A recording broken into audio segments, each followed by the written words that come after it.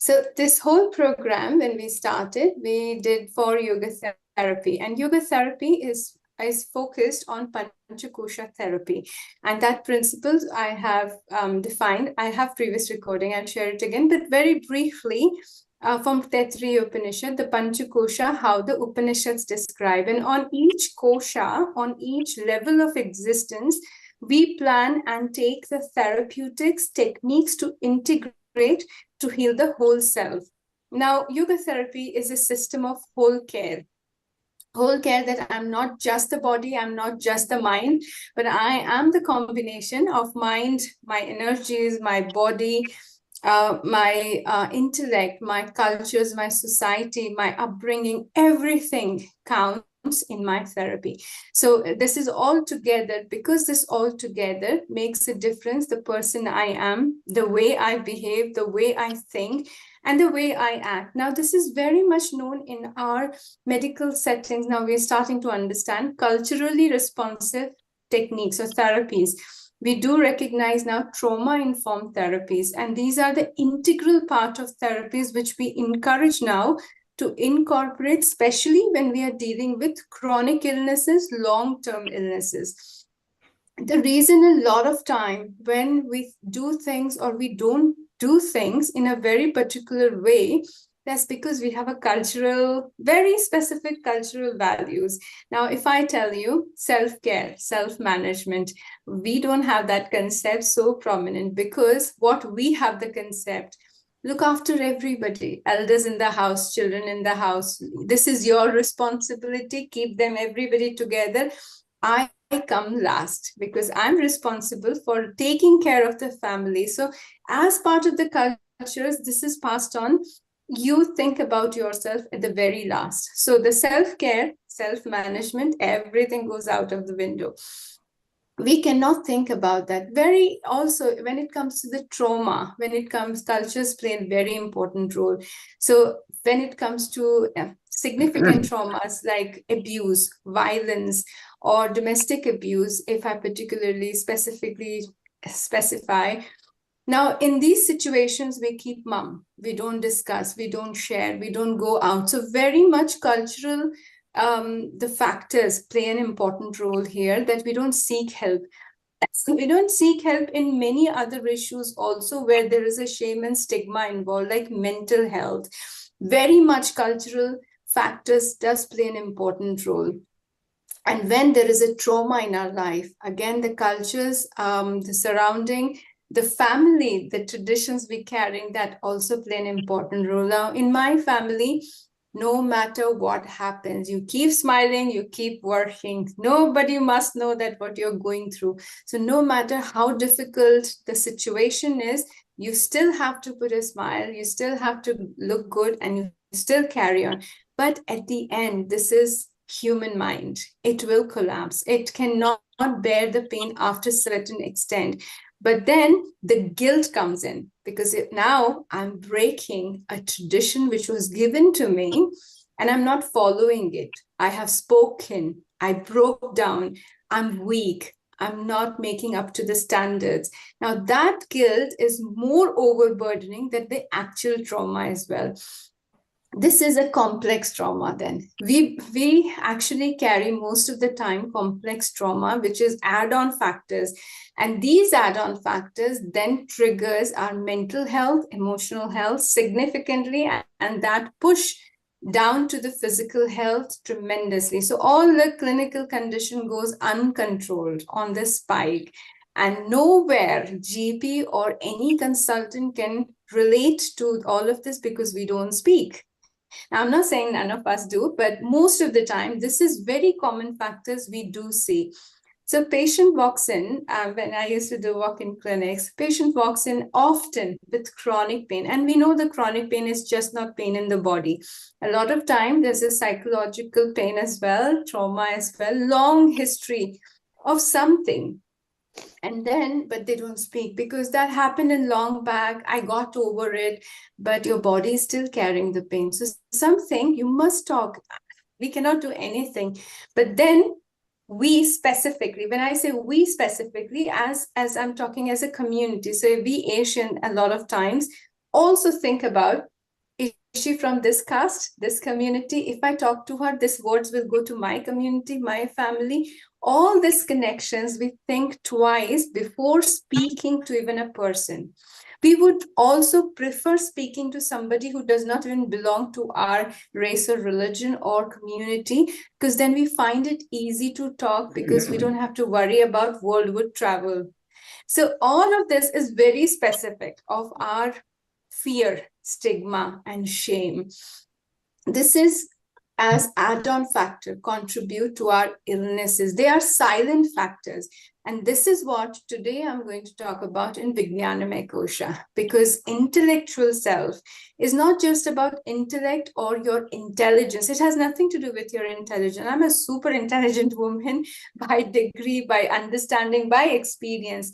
When one things come to that level, I do get confused. I am a human mind. I can get confused and I can have conflict.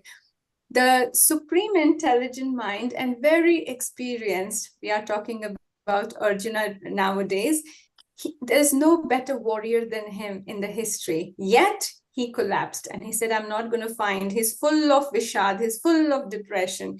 When the best of the warriors can have these conflict, we are still human. We are still in our best of capacity, have all the limitation. So there is no shame. There is nothing wrong having all of that. This is human mind. It can slip into it.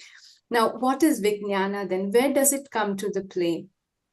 Vijnana is not just intellect or the intelligence. Vijnana is understanding the difference between right and wrong, the conscious decision, constant conscious understanding of right and wrong. Now, that conscious understanding we all have, haven't we? We all know what is right and wrong. Even a child has the conscious understanding he must have done something wrong. So even if he does something wrong, he look to around and he watch for a confirmation.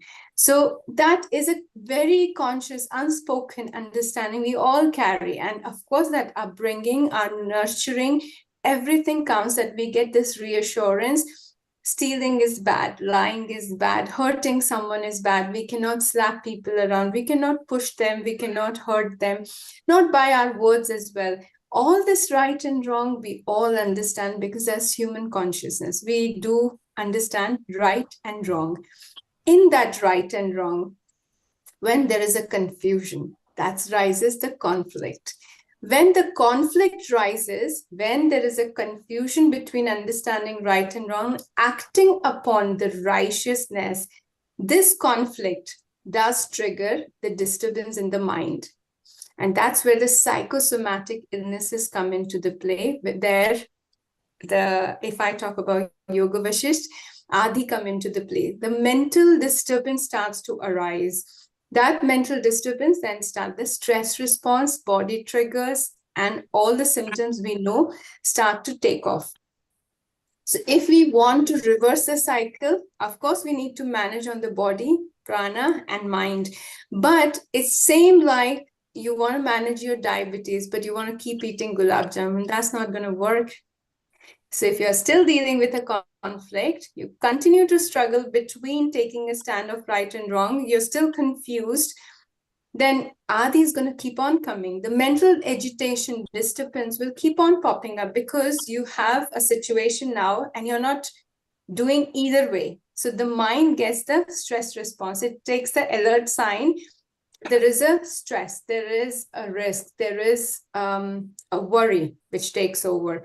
And then your body is responding, because when there is a stress, body prepares you to deal with stress. Fight, flight, or freeze responses starts to kick in. Now, either of the situation, actually, there is no visible stress. So neither you can fight, you cannot flight. You go either freeze, go numb, or these responses keep on triggering. So that triggers your pain, fatigue, diabetes, blood pressure, and all the illnesses we know that also shoots up. So the whole idea of Vijnanamaya Kosha and the therapy is resolving the conflict. And it's not new. Now we talk about cognitive behavioral therapies, very much, pretty much principle like cognition. From your cognition, you understand, change your thought process, behavior is changed. So with your cognition, with very much of your cognitive analysis, you choose the right thing. So the thoughts will change automatically. So stress will not trigger, body will not act. And the relaxation, body will do the natural course of healing on its own. So far, agree? You're following? Now, what is this conflict? Why does this conflict arise? And how do we deal with it? What do we do in the therapy? That's $1 million question. The conflict may arise on anything. The simplest conflict that could be anything like a lot of time. I'll give you, I've been hearing this a lot, so I'll just put that as an example. I've been looking after an elderly in the house, for instance. All this is for instance. I've been looking after an elderly. It's a very demanding job. But then again, I really want to take a break. But then if I take a break, because I have my own medical illnesses, if I want to take a break, I feel guilty because everybody says I need to take care of the elderly in the house. She's my responsibility. I should look after that. And then I stop doing everything what I used to do for myself, for my health, going for the walk, resting, even taking a break, going on weekends, anywhere. So I have stopped doing everything because now I have a whole responsibility of someone who is depending on me. And the conflict here is not just that I am stuck, but the conflict also is here that everybody says that I must do this, but I don't feel like doing it. What do I do? Now, when I continue to do this, I am frustrated because mind is going to take its own course to say, I'm tired, I'm exhausted, I need a break. And when I'm dealing with this conflict, I need to take a break, but I can't because I know that it's not right. But in my heart, it feels right. Taking a break doesn't feel bad. What do I do? Simplest conflict, but I'm not able to take decision for myself because the understanding says that's not the right thing to do. I don't feel that wrong. So what do I do? Am I wrong or everybody's wrong? Conflict already started. When this conflict started, the mind already started to trigger. Now, what mind is doing first thing? First, initial stages, it might get frustrated, might get exhausted,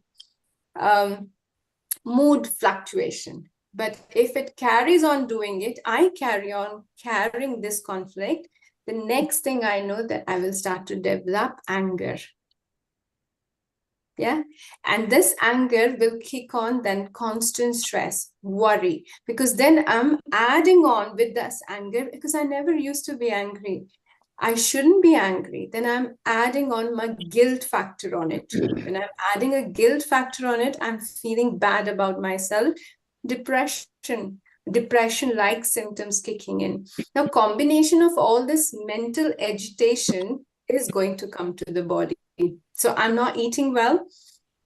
We know in Annamaya Kosha, when we discussed in the second week, we know when you are struggling with all of that and when brain is stimulating all these responses, digestion, indigestion is the first issue. Even if you're digesting any food, assimilation become a problem. High insulin level is always a problem because you're dealing with the stress. The sugar level will be high. Anytime your body is dealing with a stress response, sugar level will be high because body take out the glycogen, convert into glucose and send it to the bloodstream. It's not your food which is a problem. You're not eating sugars, but there's always sugar in your blood. Where is this coming from? It's not the food culprit. Your stress response is the culprit because what happens that this extra sugar or glucose, body store it as a glycogen. But when there is a stress response, body want immediate glucose, immediate sugar in there because you need energy. It breaks down that stored sugar and it breaks down and bring it to the blood. Blood takes it to the cell that we need quick energy. We need to run. We need to fight or flight. You need energy. This extra sugar is not coming from food. This is coming from your stress. That's why GPs constantly say manage your stress, because sugar is not always coming from sugar or from the food. It is the stored energy which your body is storing for emergencies, for stress, that is constantly coming in your blood. So how do we say the food alone can manage diabetes? You do manage diabetes very well by your healthy meal, but still sugar is high because your brain is constantly on the stress response. It constantly triggering the body to break down the glycogen to the glucose, and it is coming in the blood. So coming back on the same principle, you want to manage diabetes, you got to manage your brain, stress response. And for stress response, you got to manage not mind. You got to manage your conflict, because conflict is the one triggering your mind. If you didn't have this conflict, now let's go back a little behind. When I didn't have this conflict, I was actually fine. I was actually a happy person. I never knew, I actually would be so confused myself. So again, this confusion, this conflict, and then this constant worry cycle. Am I doing right? Am I doing well? He said this, she said this. All of that comes to the mind because now I want to analyze, what do I do? This constant unnecessary work for the mind is burdening not just mind, but body. Body and then mind, brain and body both need extra glucose. So it triggers a response, we need sugar. The body is breaking down sugar, bringing it to the bloodstream for any amount, because body doesn't know how much you may need. Stress, God knows how long you have to walk and run. So it is bringing it as much as is asked for. You got to stop this if you want to manage this. And for stopping, going all the way, make the root cause and then work it on that.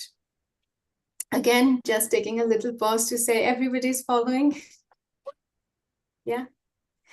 This cycle is very important to understand, and it is important to understand because it is the core of every medical treatment. So even if you're taking medicines, that is not sufficient enough, because body is still going through the same cycles over and over. Your doses will continue to increase because body is not stopping, resting. It's constantly on its toes. So the next thing you know, and that's why we know that medication, rather than coming down, it goes up.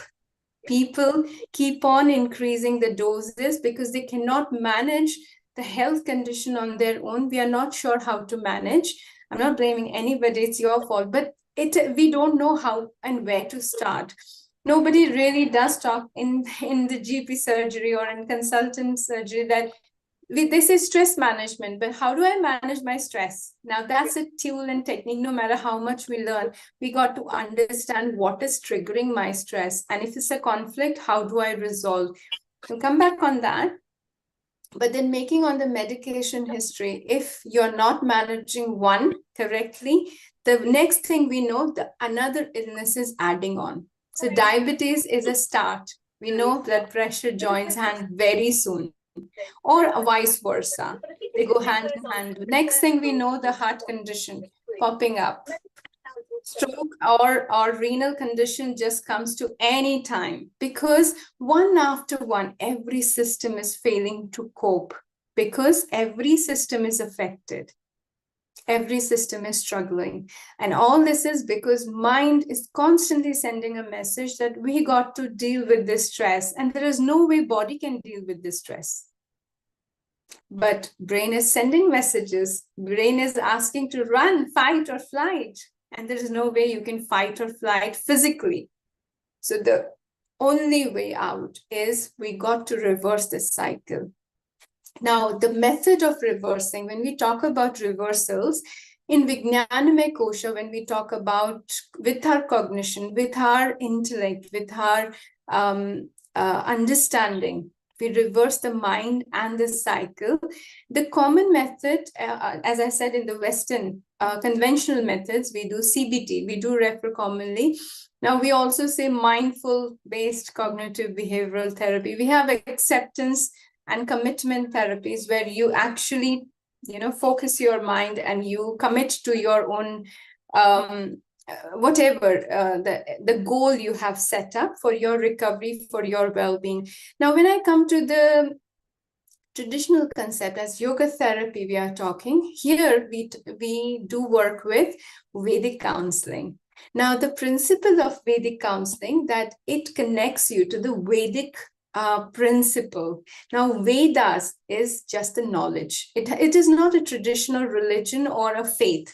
Vedas literally means the knowledge, and knowledge of life, knowledge of yourself, knowledge of me as a whole person. Now, when we connect that, here there is no suggestion, do this or don't do that, or try this and try not. We simply connect you with the consciousness to say, what do you think best solution for you? You know your problem, you know your life, you know what is best for you. And understanding the right and wrong principles of Vedic philosophy, and then you choose the right thing. The moment you choose the right thing, mind will stop acting on conflict. Mind stop acting on conflict, body will stop acting on mind stress, psychological stress. And once body stop acting on these stress responses, the recovery is not that tough, because you're on medication. If you're taking herbs or medicine, even if you're not, body very soon enough starts to heal on its own. If there is no extra burden, it can manage everyday burden. Wear and tear it does every night when we go to sleep. It does manage day-to-day function very well, as long as there is no extra burden constantly it has to bear. So body will start to reverse the cycle in the body. Mind will not pushing anymore, so it will help to take off this extra burden. And you feel happy all over again, because you're not dealing with the conflict anytime anymore. And there is no confusion for the next time, because you know what you need to do. Yeah. Now, I cannot stop without giving an example, a living example. I won't name it, but again, it's none of your or anyone's. It might resemble as a story of all, but believe me, I'm not using anyone's story here. It's someone I know from many years back, and with the consent, I'm not sharing name, but again, with the consent that I can use this as a case. This wonderful woman, very strong woman, she walks into the clinic with a significant pain in her body and constant pain. The pain never goes away. The story of the pain, that first thing we hear, that my pain never goes away. It's just a severity. It goes very much to the bearable. So between 5 and 10, it varies, but below 5, it never comes down. So you can imagine, this is again everyone's pain story, that pain is always tremendous. And if it's a pain like fibromyalgia, that flare-ups are also killing. Now, when I see this, there is again any yoga therapist, any good therapist, whether it's Ayurveda, yoga, or even a psychotherapist, can figure out that how much this pain extends to the body, to mind, and where it's coming from the mind. And then I asked her, is there anything I should know? And she said, no, I just have pain. Now, a lot of things that does show that pain is just not in the body. But again, you got to give everybody time to understand, feel comfortable to open and talk, or even accept on their own that I have something else I should face now. In 1 or 2 sessions, it is very much clear she opened up very significant childhood trauma to life trauma she had suffered constantly. And there is no way that any therapy could have worked miraculously. Pain could be managed, but reversal is an impossible story. I cannot even think of. So I told her, what is that you really want to do? The simple question of Vedic counseling is, what do you really want to do? Just for yourself. Forget the society, forget children, forget everybody else. For your own good, what do you think the best? She's an intelligent woman. Every one of us are, man or woman. We all have the intelligence. We are blessed with intelligence. We are born with an intelligence. We all know what we want and what is the right way for us. And she said, I just want to walk away. but I can't do it. And I said, forget what you can and cannot. You want to walk away? What's holding you back? And she said, all this factors, which is all social, all social. So the simple analysis is, are they are countable? And none of these factors contribute in your growth? Are anywhere they are positive in your life, or you need that? And that's where the analysis starts. And she starts to see, well, no, they always have put the negative on me. And because of that, I never got the courage to do the right thing. And I said, well, how many you need for doing the right thing? And she said, I'm not sure. Nobody has said I should take this stand. And I said, well, I'm good enough. One, I'm saying you should take this stand. Do the right thing which you feel for yourself. And there's nothing wrong. And she took that stand and she said, but nobody will support. And I said, I am alone good enough for you to take this. Let's go. We went, a little bit of talking, what she wanted to do. And then she had a significant clinical condition where we know it cannot be treated. It cannot be treated medically. I mean, she has to manage it. But she did a tremendous job doing that, fixing her mind to say, this is all I want in my life now. I had enough. And I'm not guilty what stand I'm taking, because I know that everybody else were wrong and I'm right. She took that stand what she wanted. She stood up for herself and she put her foot down to say, that's it. I'm not doing this. The moment, the very first one, the anxiety, worry, panic, because this is going against everything what she has been doing. But then after that first time, the brain wiring starts, the body responses starts, the conflict disappeared. So the stress response disappeared, pain started to disappear. Within few months' time, she reversed the whole pain cycle. And I think 7 or 8 weeks later, when I asked her, how is pain? She said, it has come to 2 and 3, which I never thought it would come. But then extreme also goes to 5, which I even reverse it before it extend. So 2 and 3. Now, coming from 8 to 9 to 2 and 3 was a joyful success story for me. And within 8 weeks' time, the pain was the first sign. And then second, she says, I don't feel guilty anymore. I'm not sorry anymore. And I'm not feeling weak anymore. I think I'm ready. The next thing I know, that they're not only the life changes, but also the health, primarily the health condition. I can claim she's perfectly healthy woman. Again, bits and bobs here and there. We all fall down, we all get sick, but that's fine. But in clinical condition, the days where I knew that few hours of the work was a difficult task. She done 2 jobs together. She did a tremendous job looking after family, society, and now she is the role model in community where she is supporting many. So sometimes we both take a ride to memory lane and think, we remember first day you walked in, and now when we both look back, we feel how amazing this journey is. We know that how amazing this journey is, even if we look back in the history, and we know that history actually shows us the proof when Arjuna fell down on this acute stress disorder, and then all the symptoms he explained of getting into this chaos and confusions of the mind and not knowing what to do. None anywhere that Krishna actually said, calm down, relax, breathe, hold your breaths, hum. None of this happened. What all he said is, do the right thing, understand that this is you, and you're not the person you think you are. So the knowledge of the self was given to him. Rest everything, he turned around. And we know that happens because when the conflict is addressed, the mind reverse quickly. all of this, I can go on and on about these success stories because I've been blessed to be part of these live stories.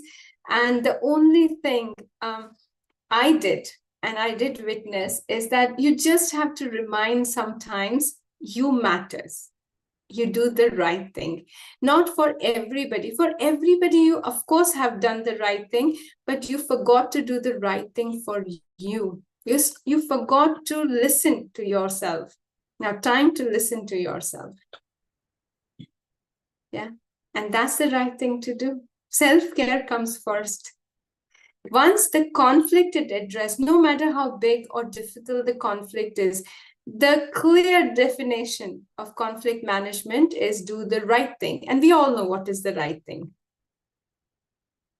I will stop here and I will like to open for question, discussion, or anything you would like to ask or take it forward. And I would also like to stop the recording because I know most of us may not be comfortable when it's recorded. So just as part of what I wanted to say for the Vignanmay Kosha, just one principle and one therapy, that is Vedic counseling, what we use. You all can be your own counselor. You don't need a second person to tell you, as long as you understand the knowledge part, the right thing to do, and how to use this knowledge to reverse the whole cycle. Rest, everything happens on its own.